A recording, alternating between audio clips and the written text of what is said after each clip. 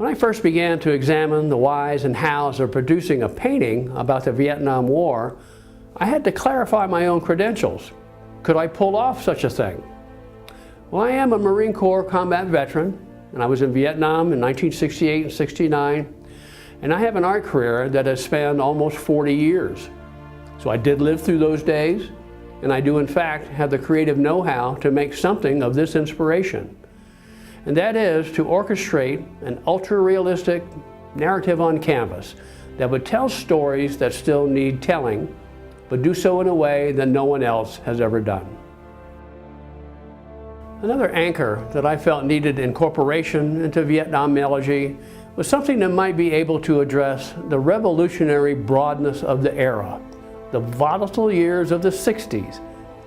Print media seemed a good place to get underway, so I started to research old magazines to take that look back.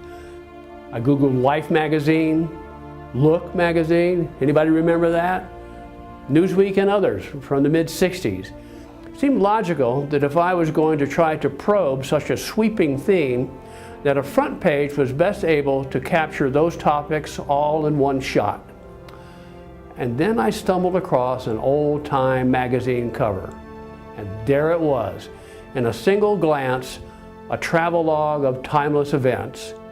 And in the center of the page was a box that said, 1968, the year that shaped a generation. Indeed. Divided into 4 quadrants, each one added to this socio-political commentary on the times. Anti-war sentiment has been a reality in almost every conflict. Opposition to the U.S. involvement in South Vietnam manifested a resistance to the draft, a concern over the morality of our presence, and a hard-headed debate against U.S. intervention in Southeast Asian affairs. These arguments were fueled by media coverage from the front lines. For or against the war, America watched it all happen on the evening news while eating a TV dinner. Those of us in Vietnam were not blindfolded. We were not isolated from, nor were we immune to the very vocal sentiments that came from the peace movement back in the world. Their rhetoric and their activities flew in the face of our list of standards. Things like commitment, sacrifice, honor and duty. We would hear about the actions of this rear front on Armed Forces Radio, and we could read about it in Stars and Stripes.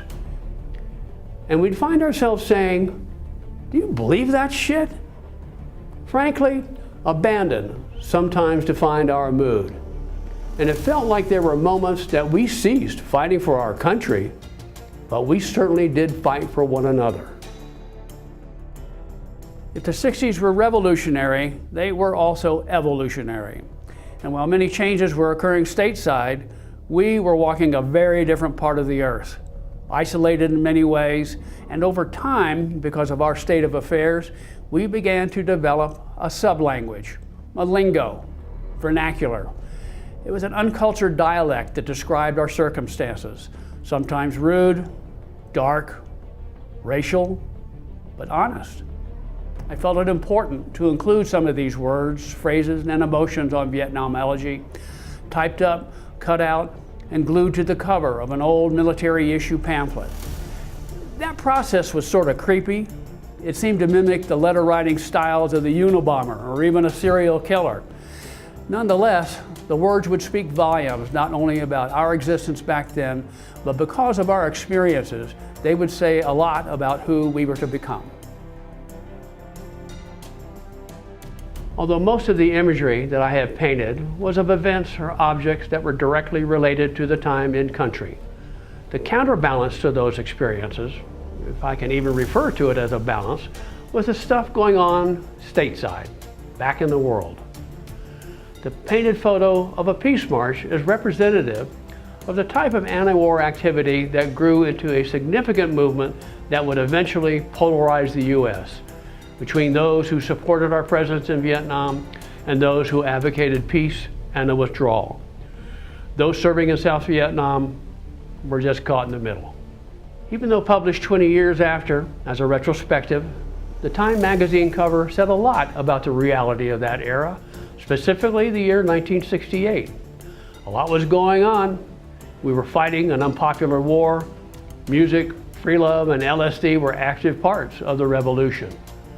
But so were assassinations, and those shocking events marked the year that the country lost two of its most influential leaders, Bobby Kennedy and Martin Luther King. I chose to hand paint the Time cover because I knew I could, and because it allowed me to be physically involved as I relived and recreated those tumultuous times all on canvas.